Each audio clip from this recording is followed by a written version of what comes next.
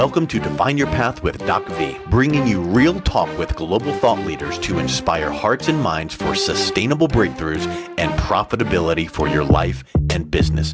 Here's your host, DocV. Hi, I'm Dr. Virginia LeBlanc, also known as DocV, the Pivot Maestro. Welcome to the Define Your Path podcast for those seeking to define their own path into purposed entrepreneurship.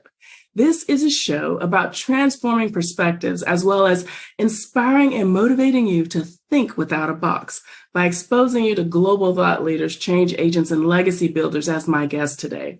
From across industries on how exactly they successfully define their path in life and business to profitability and sustainable wins. At Defining Paths, folks, we operate in true transparency and love to help you navigate the waters of your life and put you back in business. And the Define Your Path podcast is no different. It all starts with the heart and in the mind, folks. Will you be the captain or the crew? Today's spotlight is with Tanya Brockett, and I am so excited to introduce her to you all and to have you hear her story and the tremendous work that she's doing around the world. Tanya is the author of several books, including the new Writer Workbook, and inspires authors, experts, and entrepreneurs to ditch fear, confusion, and overwhelm so they can write a bestseller-worthy book that boosts brands, increases impact, and leaves a legacy. She's a podcast host, a ghostwriter, editor, and book coach for awesome clients around the world. She has taught book publishing and entrepreneurship at the University of Virginia and has been a sponsor and speaker at several writers' conferences. Some of Tanya's past clients include global companies, major universities, and best-selling authors like Dr. Joe Vitale of The Secret and Susie Carter of Power Your Profits. Folks, this woman is a powerhouse, and I absolutely love her. Tanya, welcome to the show. Thank you, DocV. It's such a pleasure to be here today. Your show is just fantabulous, and I am so honored to be a part of it. Well, I tell you what, I appreciate that those flowers, and it's because of guests like you. So I just want to jump right on in because I want them to get as much from you as they can to hear how your story shaped and how you faced your fear to love the skin you're in and pivot into pursuing your passion and soul purpose. So in our podcast, we ask two simple questions, right? And then you and I will just riff between those two questions. So the first one is, how have you defined your path? And the second is, how do you help others define theirs? So sis, the spotlight is yours. How have you defined your path? Wow. It hasn't been a very singular, simple journey. As most people discover as they're traveling through their lives, different avenues appear as they're walking along their path. And sometimes when they look back, they don't even realize, oh my gosh, I can't believe that I was there, or I got through this, or now I am here. When I look back right now at my path, I see so many things that were designed to set me up for where I am at this moment. And it is so interesting because when you're going through it, you don't always see that. Right? No. You think, oh, this can't be happening, or wow, this is awesome. I don't want it to stop happening. And then something else begins. So oftentimes our journeys are just not a straight line. They are very circuitous. They may squiggle all over the place, but where you are is where you are meant to be at this time. And where you have been allows you to serve where you are at this moment. So good. Yeah. When I look back at some of the experiences I went through in my life, both personal and business, I realized that there is so much that I have had to navigate that has allowed me to help others in their journeys. One of the things that I say a lot, both in my books and in my podcast, is don't hog your journey. And I see that often because there are many times when we may even be going through a difficult time. For example, for the past 6 years, I took care of and supported my mother-in-law through her dementia journey. incredibly challenging, more than I ever imagined. Yes. Okay. And I never thought anything else would come of that other than serving her through that time. Mm-hmm. Now I've been feeling in my heart that I need to write a book about dementia caregiving so that I can serve others and help them through that journey before they get to all those things that they're like, oh my gosh, what have I gotten myself into?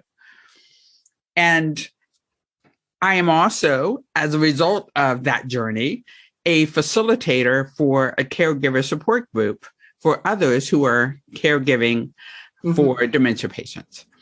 Nothing I saw myself doing in my past life, right? This is just a volunteer journey that came as a result of what I was going through, and it allowed me to serve others in a similar way. Had nothing to do with my business, has nothing to do, with my intended path. But sometimes what we learn, as I said, sometimes when we're going through our journeys, we learn something that allows us to help and serve others, even if we didn't anticipate doing that, right? And so my next book will be something that I didn't expect, because I was working on a book for the top 10 tips for, entrepreneurs. And now I'm shifting over to, 10 ways of hope for dementia caregivers. So it'll be an interesting journey there in itself. I love it. I love it. Mm-hmm. When I started, though, my professional work, I worked at a company that's an international professional services firm. And every year we have to create instructional materials for training all of our audit professionals worldwide. So everything had to be absolutely perfect, right? You didn't want to have to see an error for the next year, because it was going to last the whole year, right? You didn't want to see a blooper for a whole year. So you were really meticulous about the material that you were creating so that it would be the best that it could be. Never dreamed at that time that would end up leading to my becoming an editor for authors to make sure that their books were the best that they could be, so that they could live on that. That would be their legacy, and that they could feel proud about that and actually have a quality bestseller-worthy book. At the time, though, I was in my 20s. I was having a great time with this firm. We got to travel and teach people, and it was just absolutely a joy. Never realized that I would also become a speaker. Never realized that I would also become a podcast host. All these things are part of my journey that I hadn't even recognized. So even if we have a clear intention about where it is that we want to go, sometimes, as I said, the journey will shift, and it's designed just for you. Sometimes we think, this can't be happening to me, or, why me, or this isn't what I was wanting. But sometimes when we get through it to the other side, we realize, wow, that happened for me, not to me. It happened to help me develop and grow and become the person I am, so that I can do and serve and be the person that I am now. So I'm grateful for all the journeys I've had to go through, good, bad, and different. It's helped me to become the person that I am.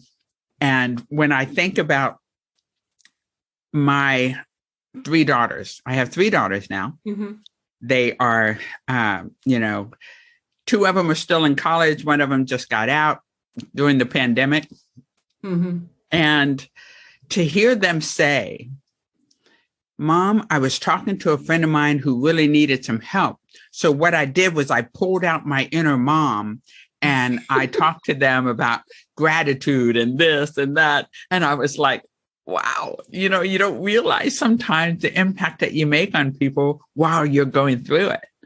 But once you, again, reflect and look back on your journey, you recognize that you really have added value to someone's life. And that enriches yours here in this moment and in your next.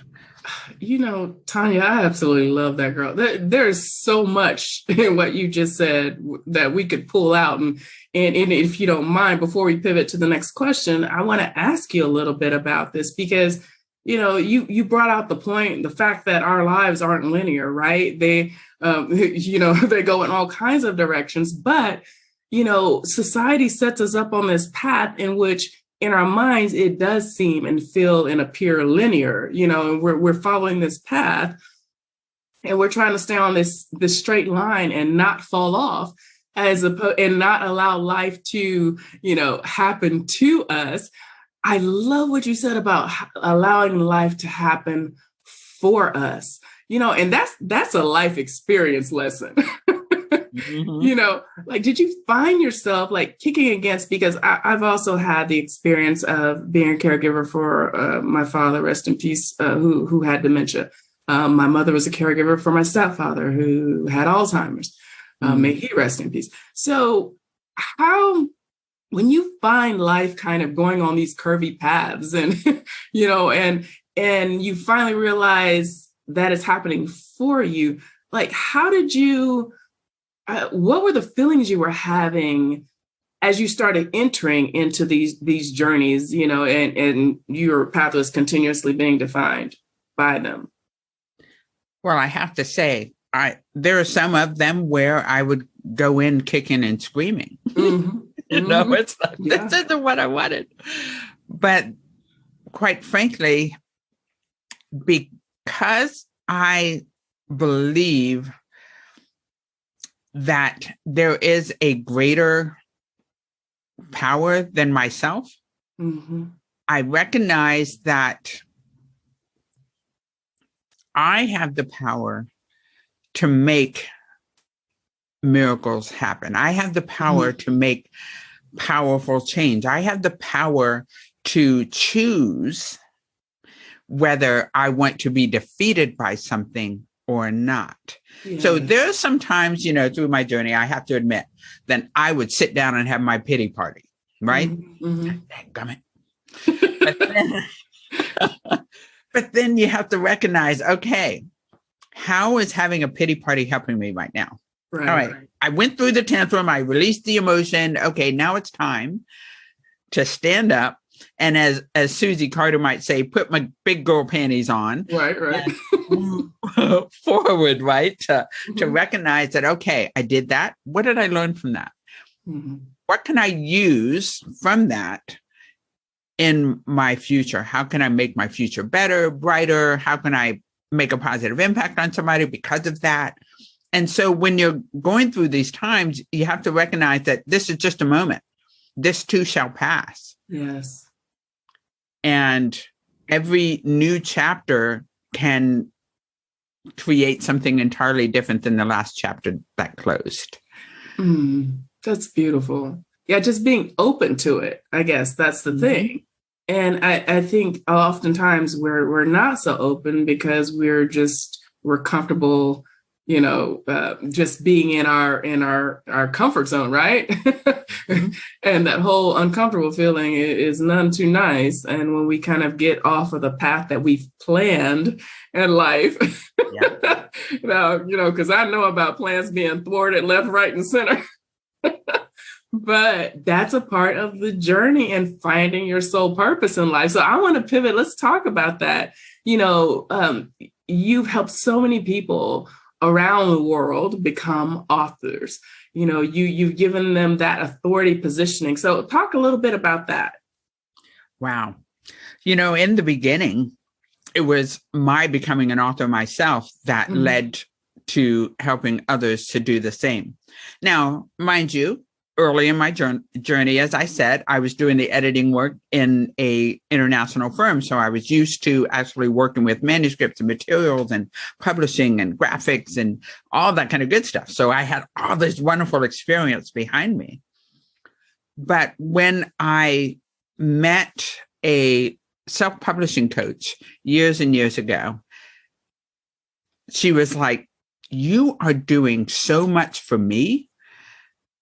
You need to do this as a business for others."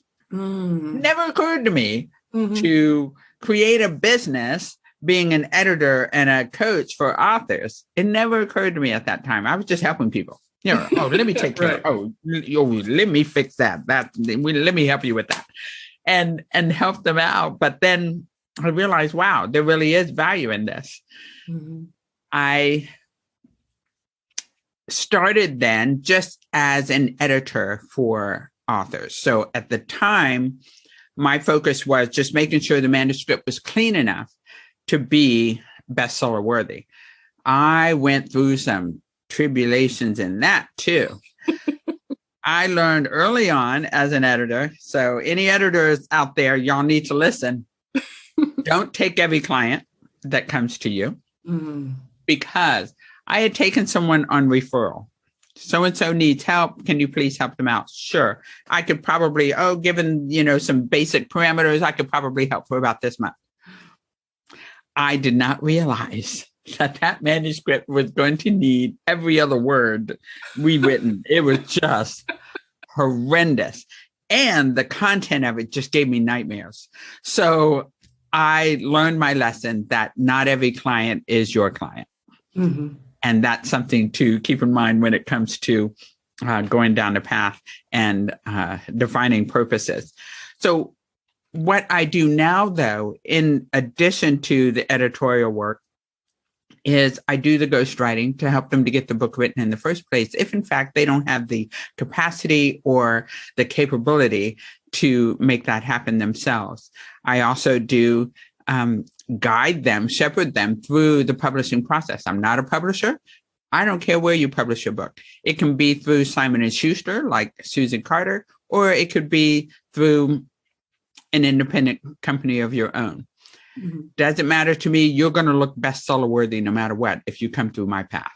Mm-hmm. So my intention is to make it the best experience for you as possible as an author, so you have every chance of success. Mm-hmm. And I help you to identify what your path is as an author, so that you know the options available to you. You know what you need to get done to have a bestseller worthy book. You know what you can do to help yourself become a best-selling author. You know what you can do to generate revenue with that and create multiple income streams. Because I got an MBA before I started working with authors. So I've got the business side and the writing and editorial and publishing side. And it's just a great combination so many times, because now I work primarily with businesses, authors, entrepreneurs, experts, speakers, consultants, coaches. Yes. So it's a great fit having that combination. Well, let's just talk about that in general, about how all of your life experiences, like you didn't see this coming, right? But as you went through life and you learned these hard skills, these soft skills, you got your degrees or what have you, and then you started putting the pieces of the puzzle together. You were working in an industry that was not your sole purpose, but it was a part of your journey to bring you to your business, to being, an entrepreneur and helping others, empowering them, using all of the skill sets that you have. I mean, that is so invaluable. And so many people have difficulty finding their way to sing without that box, putting all the pieces together. So talk about that a little bit. I mean, did you just wake up? Was it just an aha dream or, moment or what? Actually, no. One thing that was so interesting is after I got, well, actually, I was working and serving as a business consultant while I got my MBA, while I was nursing children, while I was raising toddlers, all of that. But I operated a small business development center for a region, and in 2 different states, actually. Mm-hmm. So I was helping people to launch, grow, and harvest their businesses already. Mm-hmm. That entrepreneurship was already then in me. Yes. So then when I left there, I created my own firm and was serving as a financial advisor, or I won't say it's not financial advice from the perspective of, investments and this and that and the other. Yes. It was corporate financial support for small businesses. So that's where my first book came out of. It was The Loan Solution.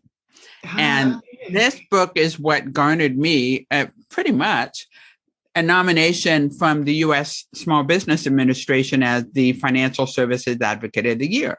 Amazing. Because I helped so many people, and I mean like over 200 in that 1 year, to get loans that were guaranteed through the Small Business Administration. Wow. Way too many. And that's why I wrote the book, as a matter of fact, because I wanted everybody, I said, get to step 5, and then you can make an appointment with me. Before then, you don't have enough, background. So once you get to step 5, then you can come and see me, and then we can talk about getting your loan. And so that book helped me to serve my clients. So I became an author so that I could serve my client, not because I intended to become an author.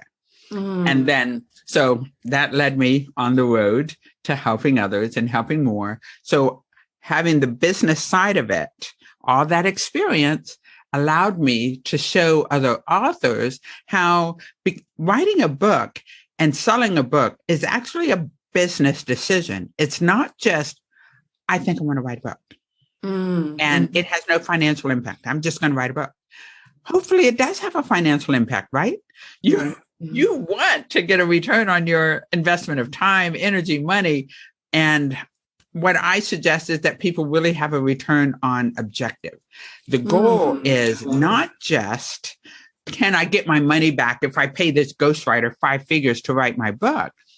That's not the question. The question is, how can I leverage this book to add greater value to my bottom line in my business and in the impact I make in the world?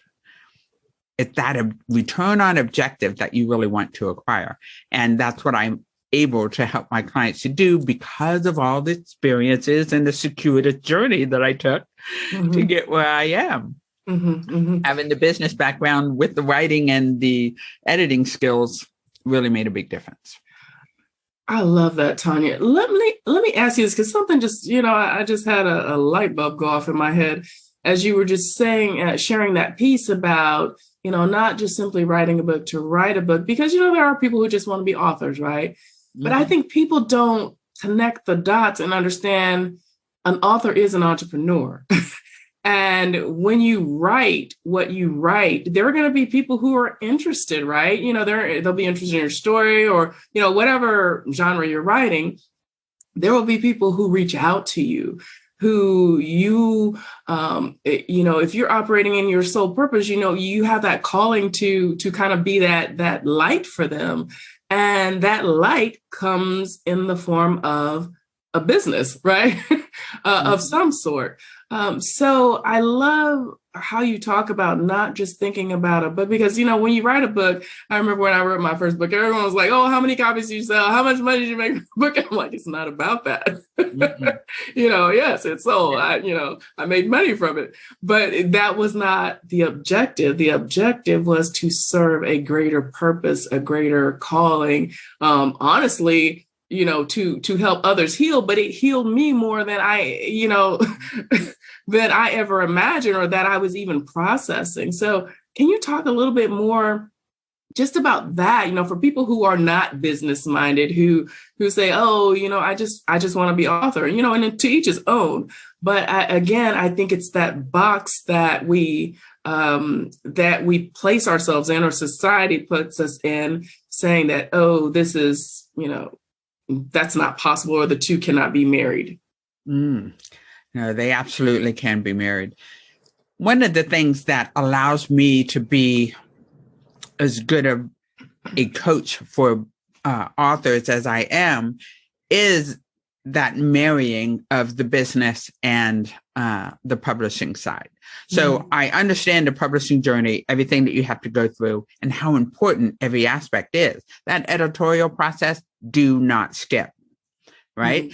I always say that you don't have to edit every book that you write, only the ones you want to sell. Okay?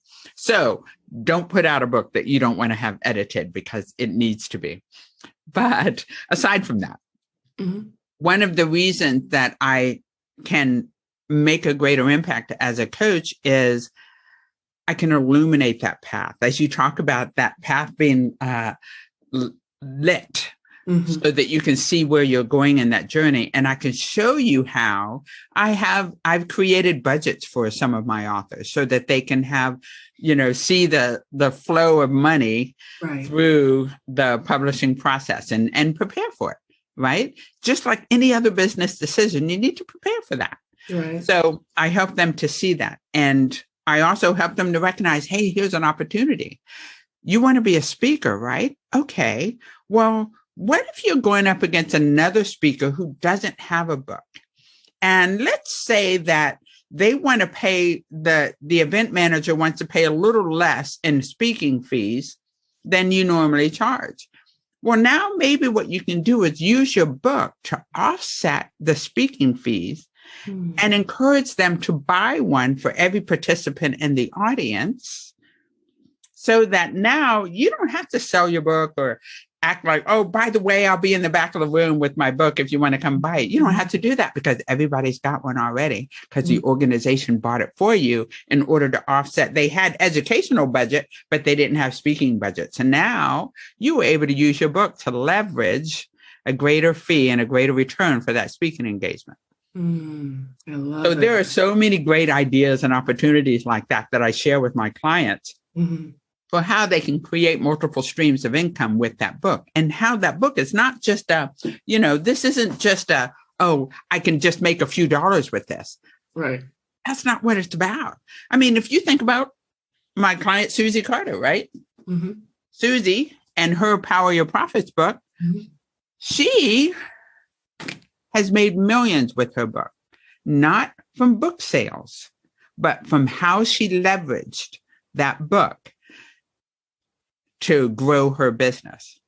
And so it is that you're looking for. You want to leverage yourself and leverage your ability to have a greater impact by using your book. Don't think of it as a $10.99 or a $14.95 item. Because that $14.95 can win you a $10,000 client. Yes. So then when you look at it that way, you've made a lot of money on that book. Well, and a lot of people who just want to be an author or just write, or they're creatives, and they just want to be creative in that creative space, and really don't want to be in that environment with a 9-to-5 or having a boss and all of that situation.